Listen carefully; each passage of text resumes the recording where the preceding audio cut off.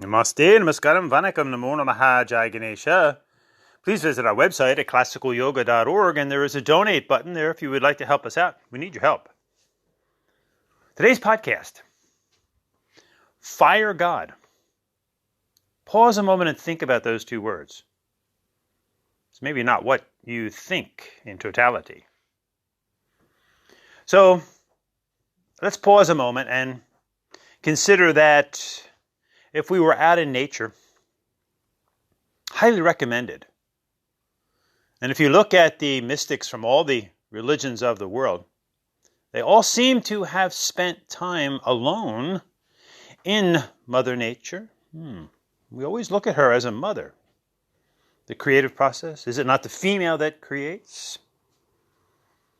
Living on Mother Earth, Hindus call this Bhume Mata. Ritta, Ritvijam, victory to Mother Nature. So if you are out in nature, fire becomes your best friend. It's not a coincidence that throughout human history, fire has always been deified. Again, if you've been out camping, been out alone in the wilderness, fire. The ability to make fire. Everyone should try to make fire in the old-fashioned way, at least once in their life. It's not easy. But today we have obviously the convenience of matches. But think what happens when you are out in the wilderness and you're alone, cold, in the night. The gift of fire, which rises up. Automatically, you can now see in the dark. It keeps away any predators. It warms you up, cooks your food. Truly a deity. Hence, fire becomes the primordial god, if you will, the fire god. Again, as old as human history itself. Even within the quote-unquote monotheistic religions, something that's quote-unquote obviously missed. How did Moses listen to the deity? Through fire. It was fire. You can trace it back to the Zoroastrians, who saw fire as a medium.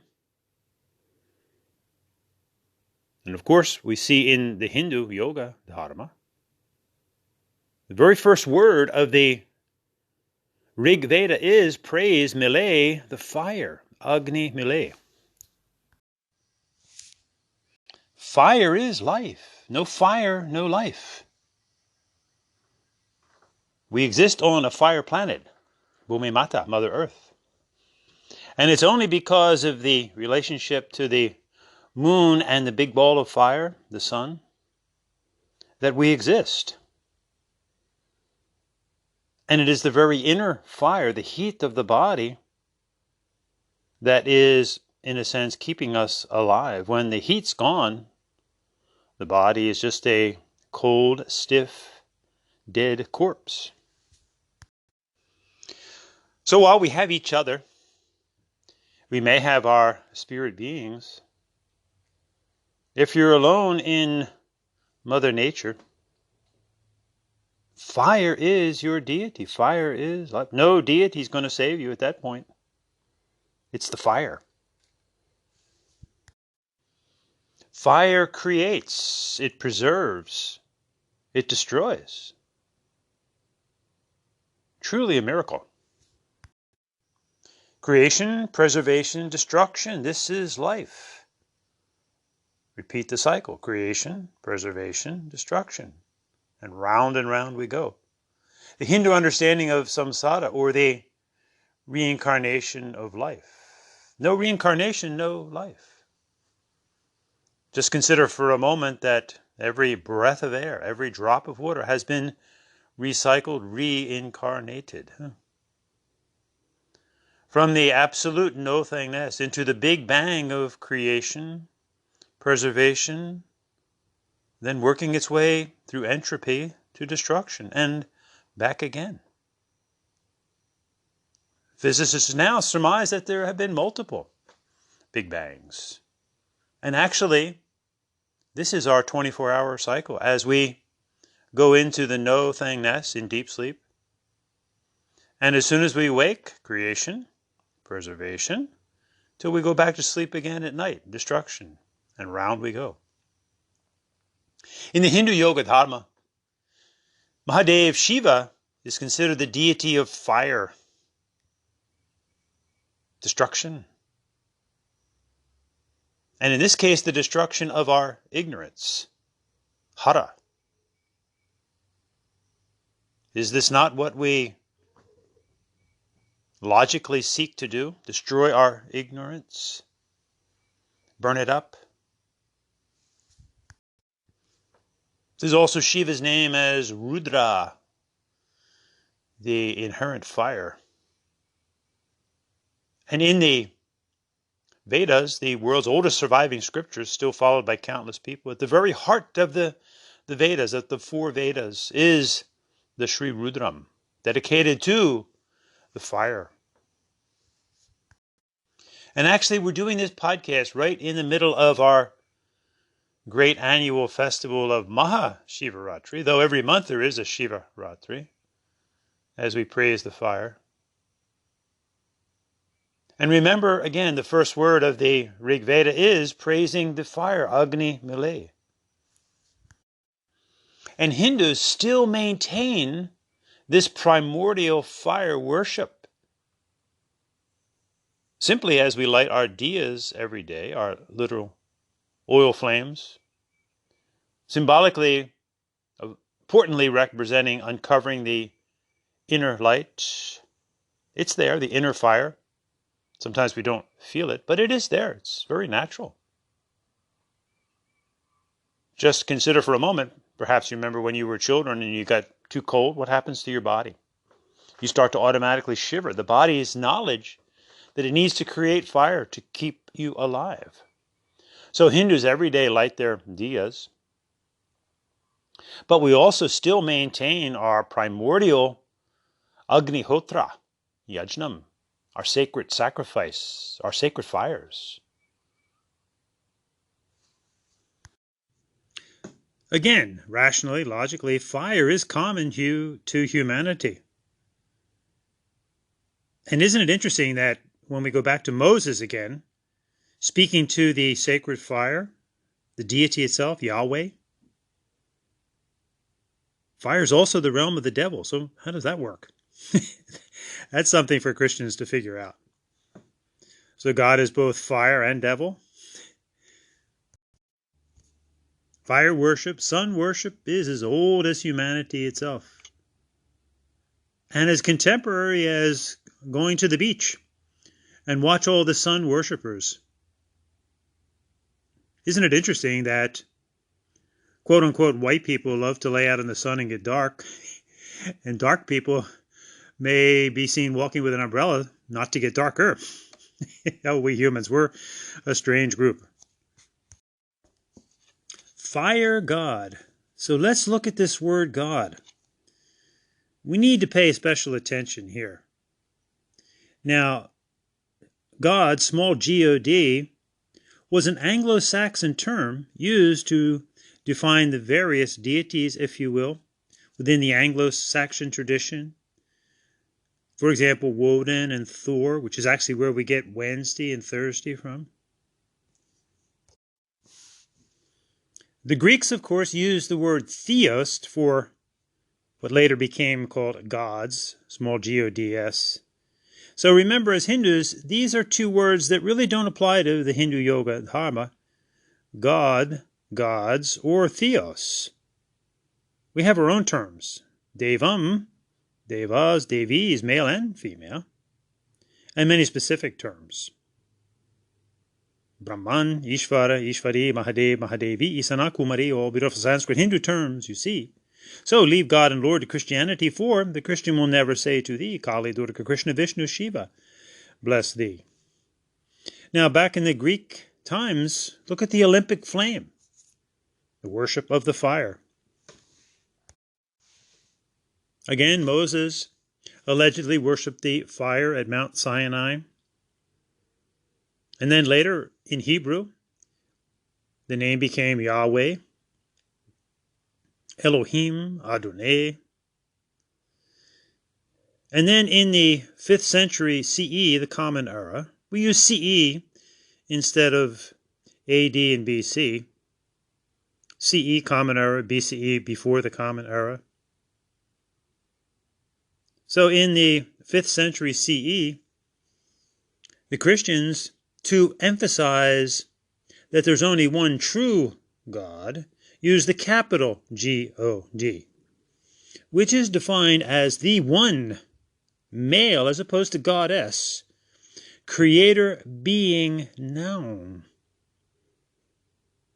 an anthropomorphic deity, hence Father and kingdom. So, of course, not only is there no one provable male creator being or female, this becomes disingenuous for Hindus to use. For when Hindus misuse the Christian term God, they're not referring to the God of Abraham, Isaac, and who later becomes also synonymous with Jesus. So even though we started off this podcast, Fire God, we now realize that we really should not be misusing that Christian term, God. We have to respect that to them, they're only speaking of, from their mindset, the one male creator being the biblical God. So there really is, in their mind, no fire God. So remember also in the beginning, we paused a moment and said to reflect on those two words, fire God. Think about it. Fire, or retire, get rid of, God. In other words, respecting that for those Christians, for example, who do believe in God, fine, that's their belief.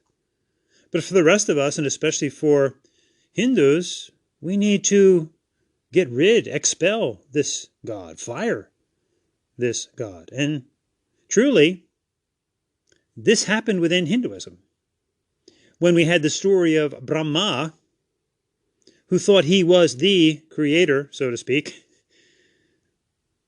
we have this great festival called Sivalaya Deepam, again, to Siva, Shiva, as fire, destruction, destroying our ignorance. And in this classic story, the three deities, Brahma, Vishnu, and Shiva, are beseeched here, which is classic, and understanding basically that life is creation, preservation, and destruction. All three. We can't make any one exclusive or superior to the other, because life is creation, preservation, and destruction. We'll get into that more in a bit, but in this classic story of Sivalaya Deepam, in this mythological story, Brahma, who is seen as the creator deity, and Vishnu, who is seen as the preserver, they're roaming around, if you will, the celestial realms, and they come upon this pillar of fire.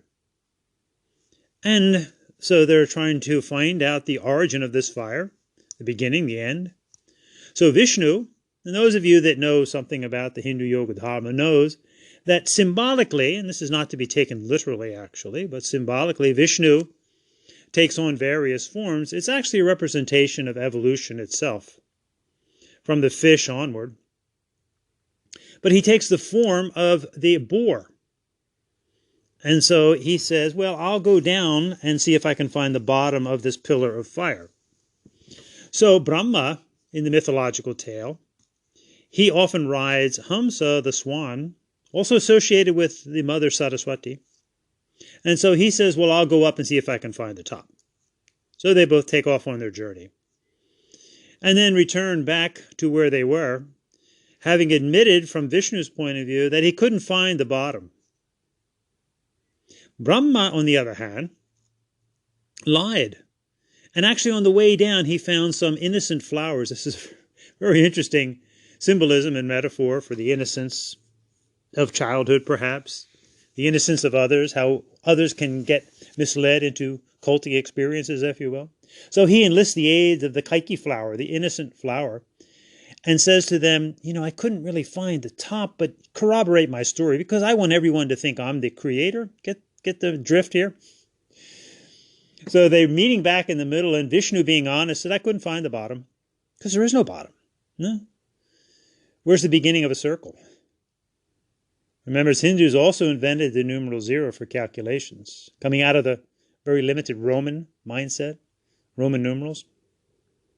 So Brahma, he lied and said, no, I did find the top. So I'm the creator. This is so classic.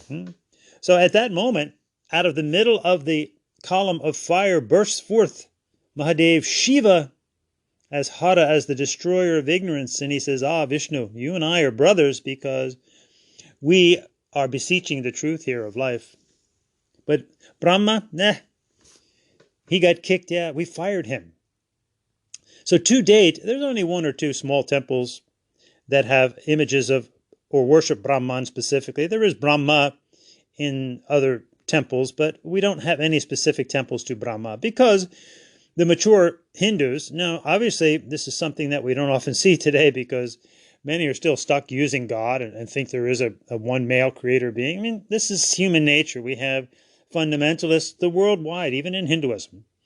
You specifically find this in the Vaishnava tradition, ironically, especially with the worship of Krishna and Ram, thinking that especially Krishna is God, they use the word God, who is the one male deity from which all things manifest. This is really the fundamentalist universalist viewpoint. It's fundamentalist universalist because they truly believe that everything manifests from Krishna, Vishnu Krishna, and therefore everything is seen as valid. It's a little different. It's extreme, but it's a little different than the pure, if you will, fundamentalists, such as the Christians and the Muslims who believe that their deity, God Jesus and Allah, are the only one, and everything else is false or evil. And the fundamentalist universalist, when you really push them, they will admit that they're beseeching a one male deity such as Krishna, Vishnu, and saying, well, he really manifests in all the other religions. So you see the extremism there? That's the fundamentalist on one side and the fundamentalist universalist on the other side. And a mature person will eventually arrive at a middle ground. This is our Nat principle.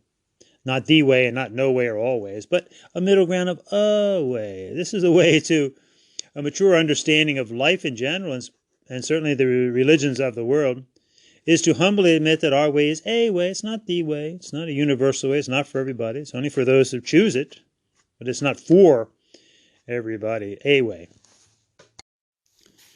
It's interesting to note at this point that much of the New Age so-called yoga, it's actually spurious yoga, phony yoga, and meditation. A lot of the Ayurveda, chakras, Kundalini classes you may see on YouTube, etc., they're really coming from this Vaishnava fundamentalist universalist mindset without even realizing it, perhaps. So we always have to remember that real yoga is really all about the Hindu Dharma, the Hindu religion, and true to any other religion taught by Hindus. And yoga is a composite of the many types of yoga that really constitute the Hindu Dharma or Hindu religion. Karma yoga, bhakti yoga, raja yoga, jnana yoga, hatha yoga, mantra yoga, japa yoga, nada yoga, natha yoga, kundalini yoga. And interestingly, of all those yogas, the only one that the rishis said, quote unquote, for obvious reasons to keep secret was the very one that's out there under the guise of simply yoga, and that's hatha yoga. And interestingly, in this context, the word hatha is the worship of Siva and Vishnu. Siva is often called Hara and Vishnu Hari. So there's the Ha part of Hatha, and Tha is the sun and the moon. And the sun's always associated with Hari or Vishnu, and the moon always with Siva, Chandra. So true Hatha Yoga are devotional postures to Siva and Vishnu and other forms of Vishnu, other deities. We have asanas to the female deities, the Devis, the Matajis. So today's New Age yoga, interestingly, is coming from a very fundamentalist, universalist mindset.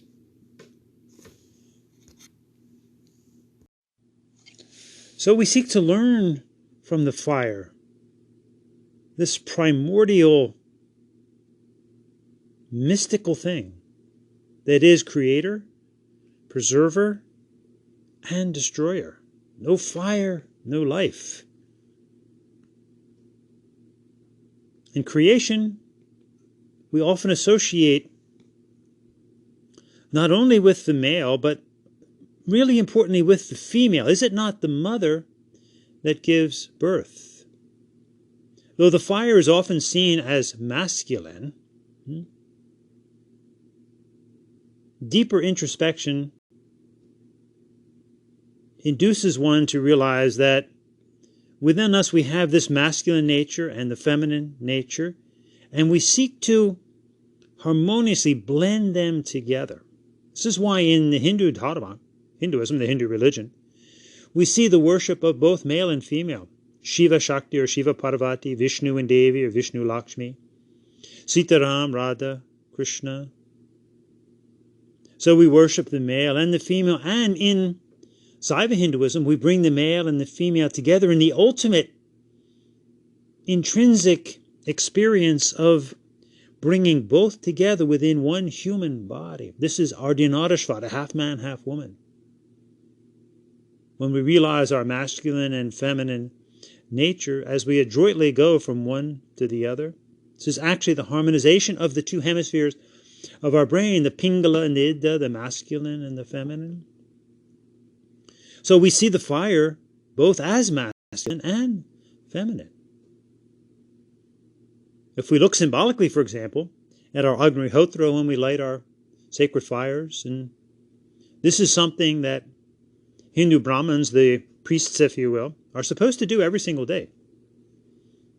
In many of our mandirs, we often do a full fire ceremony, Agnihotra, Yajna, sacred doing. If we look in the fire, we can symbolically see all the forms, the classic forms in Hinduism of the mothers. The creative process. She gives birth. The many arms, the many colors of the fire, Ma Durga. The beauty of the fire. It's very hypnotic. It's mesmerizing. Sitting around a campfire. Many high schools have bonfires before the big football game. Primal stuff. It goes back to the dawn of humanity, if you will. Have things really changed much? The beauty of the fire, that's Ma Parvati. And then the prosperity that fire brought and continues to bring to civilization. We've all harnessed it, haven't we? Inside our homes, in our gas appliances. Electricity is fire. Again, no fire, no life. This gets into a deep understanding of the inner essence of all of us, the inner fire, or what we call the Atmana, the pure love, light, an energy that is our inner essence. And once that leaves the physical body, what happens? The physical body gets dark, gray, stiff. What happens at physical birth? Look at that baby, that infant.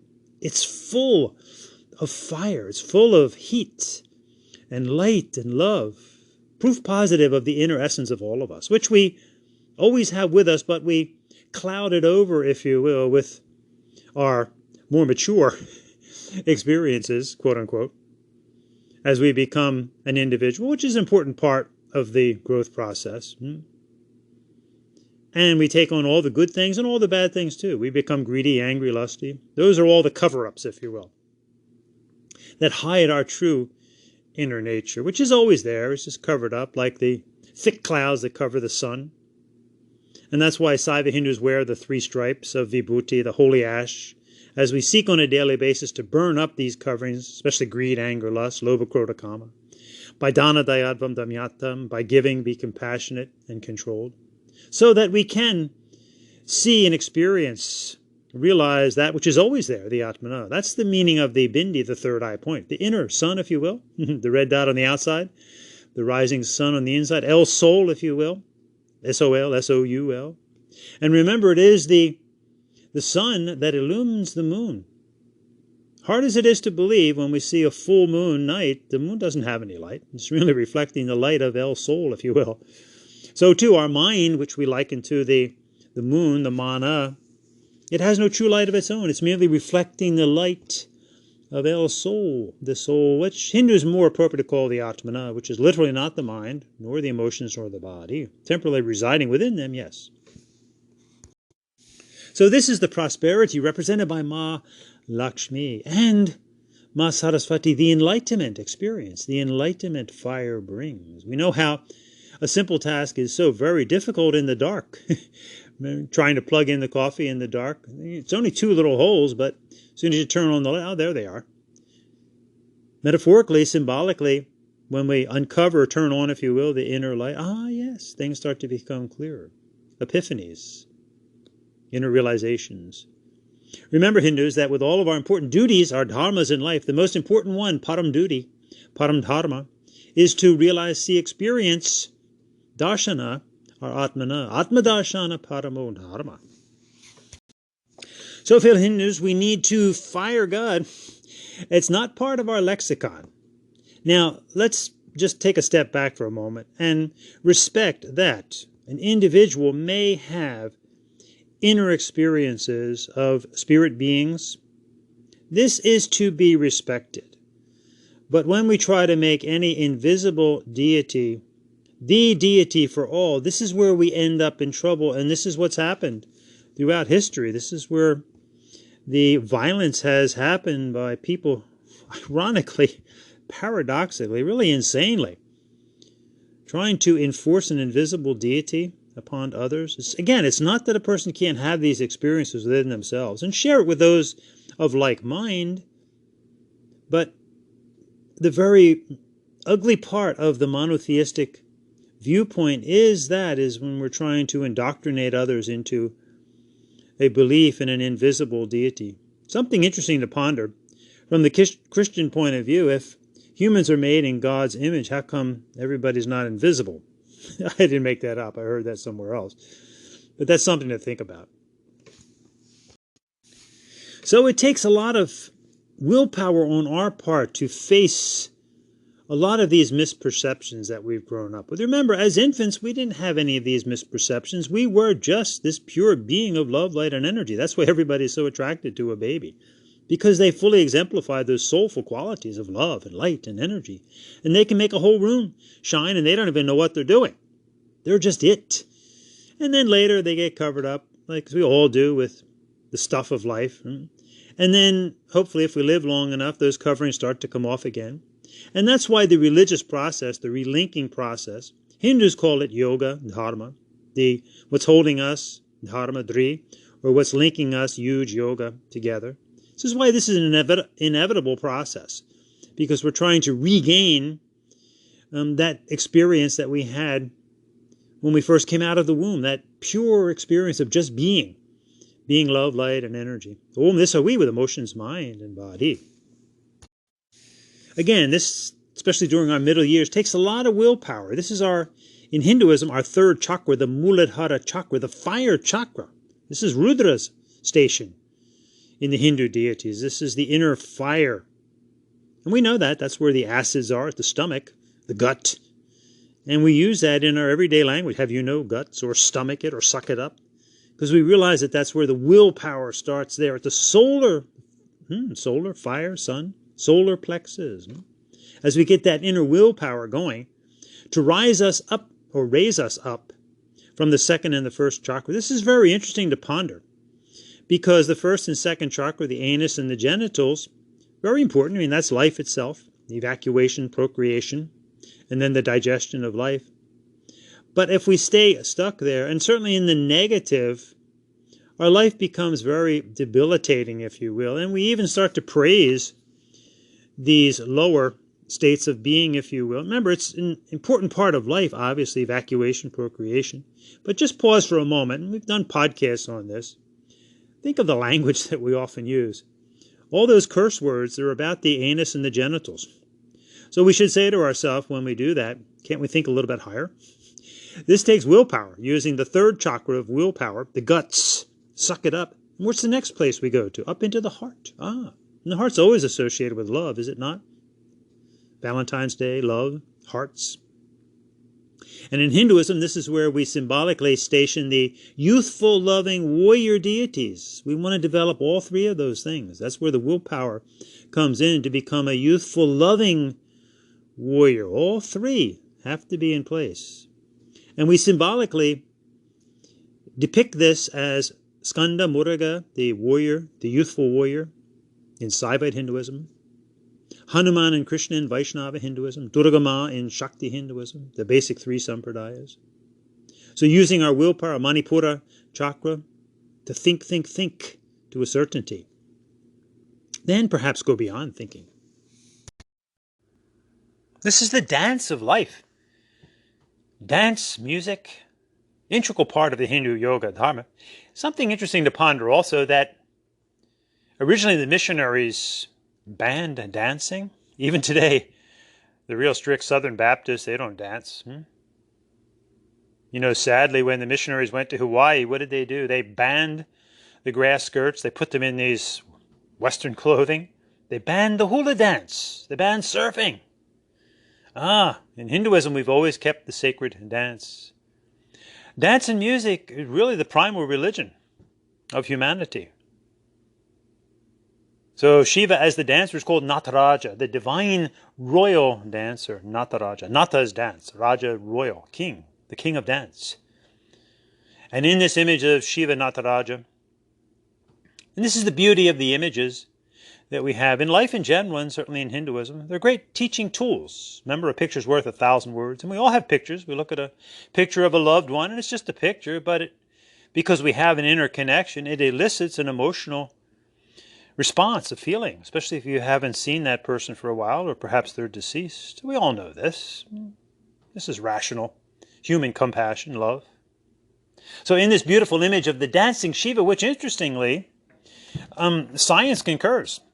At the CERN Institute, where they do the particle acceleration experiments, right, in CERN, they have a beautiful image of this dancing Shiva out front, Nataraja. They see the wisdom of this beautiful image, the balance, the dance of life, which is a dance of creation, the drum, preservation, the one hand held up in Abhya Mudra, or everything's okay, and then the ball of fire, destruction. So this image shows us the inevitable experiences of creation, preservation, destruction. Round and round we go in the dance of life. And the image of Shiva is dancing within a ball of fire. Again, fire planet, Surya, the fire of the Atmana that resides in all of us. So interestingly, all of you who are interested in so-called yoga, which is really Hatha Yoga. Yes, there are many asanas to Vishnu, but Hatha Yoga is very much a Saiva Hindu thing, because Mahadev Shiva is the epitome of the Hatha yogi, sitting all alone in the forest in Padmasana, showing us that there is a time to be alone, to renounce the classic yogis that still exist. And mysticism is not relegated just to the past. Even today, you can go off in the forest and the jungles and see solitary yogis there, perhaps if you're lucky. It's an important part of Hinduism. We have still kept all of the ancient traditions, even right up to these modern times. So in that Hatha Yoga, which was supposed to really be kept secret, it was not really for display. And sadly, because of weak Hindus have become very weak from centuries of invasions and capitulations, and they've allowed these sacred teachings to be so distorted today. It's really a sad thing. They've really, in a sense, forgotten their inner fire. They need to regain that. And we're starting to see a few signs of that. Regaining that inner fire, that proudness, if you will, to be a Hindu. Remembering, of course, that we are not the way or a universal way, but we're simply and profoundly a way. So in this Hatha Yoga, where we beseech Mahadev Shiva, with the many forms as Shiva as fire, as the dancer, And that's why we do this great celebration every month, but especially once a year, the Maha Sivaratri, the great night of Shiva. And the very word in Sanskrit, Shiva, means auspicious or awesome. It's just awesome. It's just auspicious. It just is what it is. The joy of creation, which obviously also has its sorrow. Life itself, the dance of creation. The creation, preservation, and destruction that is life itself. That is fire. So let's look at fire and some commonalities that we can all use to help us get through any one life cycle. Because fire and making fire, creating fire, again, if you can find the time to learn to make fire just by using friction, but we're using the laws of science and physics. And in Hinduism, we have no problem with science because actually science is defined as to know. And the very meaning of the Sanskrit Hindu word Veda means to know. So we're just seeking to know. We don't know everything. So Hindus have typically never had a problem with anything scientific. It's a beautiful amalgamation. That's why we always say that we follow the Hindu yoga, religious, spiritual, scientific, philosophical lifestyle. It's all of those things. Though we have some Hindus that, yes, in an immature way, try to split them apart. So in the very science of creation itself, of life, the law of thermodynamics, work produces heat, heat produces light. Again, if you make fire from scratch, so to speak, you're going to have to do tremendous work to produce heat that produces a smoldering spark, which produces the fire.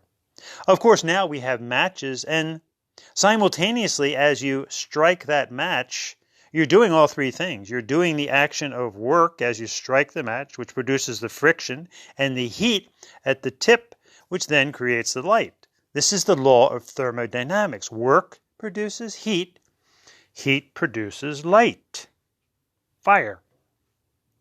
Therefore, let's use this wisdom. So if we want more light, we must have more heat.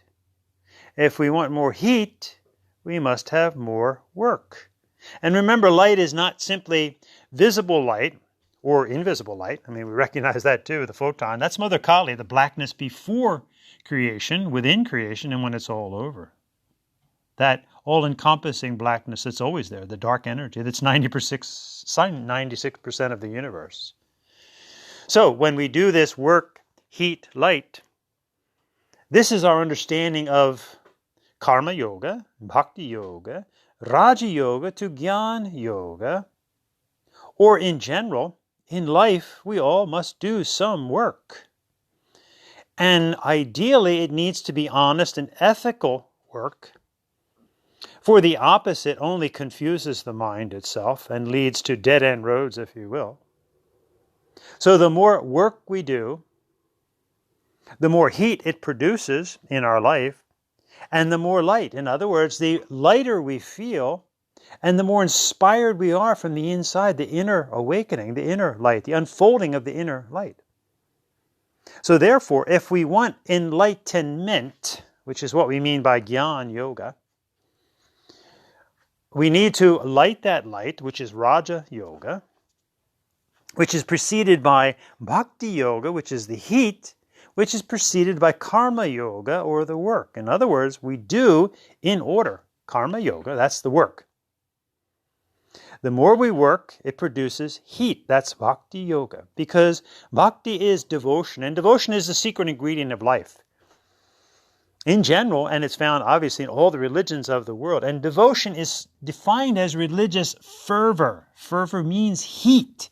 So it's in the devotions, the dance, the music, the rituals that the heat gets turned up. Religious fervor, which can seem fanatical to an outsider, but is it really? Everybody picks their own fanaticism, if you will. Just go to a concert, go to a football game, where hundreds of thousands of people pay thousands of dollars and shout and scream and go wild. That's their fervor. That's their devotion. So, if we do work turn up the work, turn up the heat, more devotions, turn up the heat, and we get more light, Raja Yoga. So if you want enlightenment, you must start with working. And good work. Turn up the heat, devotions, increase the devotions, and increase the concentration or meditations, and the inner light will light, or really be uncovered, if you will. Hence enlightenment. And we keep up the process. So here's the science of life in general, and certainly of the Hindu yoga dharma. Karma bhakti raja jnana is work, heat, light to enlightenment. So fellow Hindus and friends in general, light your inner fire. Worship that fire. Respect and revere. And remember, respect also is twofold, because though we respect the fire, we also respect it in the sense of knowing not to get too close sometimes, what to avoid. That's why we understand worship in that sense, meaning worshiping everything, meaning knowing what to be attracted to and know when to keep a safe distance also. So too with the sun. We worship the sun, respect its life-giving properties and how good it feels on the physical body, but we also respect its power and know when to shelter from the sun. So on this great Maha Sivaratri, fellow Hindus, worship the fire again. Light your diyas every day. Do your Agnihotras. Get your inner fire going. Use your Muladhara chakra, your Rudra, your willpower. Light the inner light. Uncover the inner light. Respect that fire. And then fire God. God does not have a place for us in our religion. Right? That's for the Christians to figure out. Just like Mahadev fired Brahma. If we get a little too full of ourselves, this is how the negative cultic experiences happen. And it's inevitable, it seems, every decade or so in life in general, and certainly within Hinduism, we see a new cult arising, and most often they turn out to be disastrous. Any one person who thinks they are the guru or they have the God, this is delusional at best. So we can hearken to the words of other mystics who have said, for example, that attracting people to yourself is a self-deluding activity. Worship the fire and dance through this life. Dance, prance, send me into a trance, pirouette on my worldliness, spinning it out of sight. Let us join hands and dance, round and round we go. Never stopping, love is the only thing we know. Om Sada Lolahara Namah Shivaya. Have a blessed Maha Sivaratri.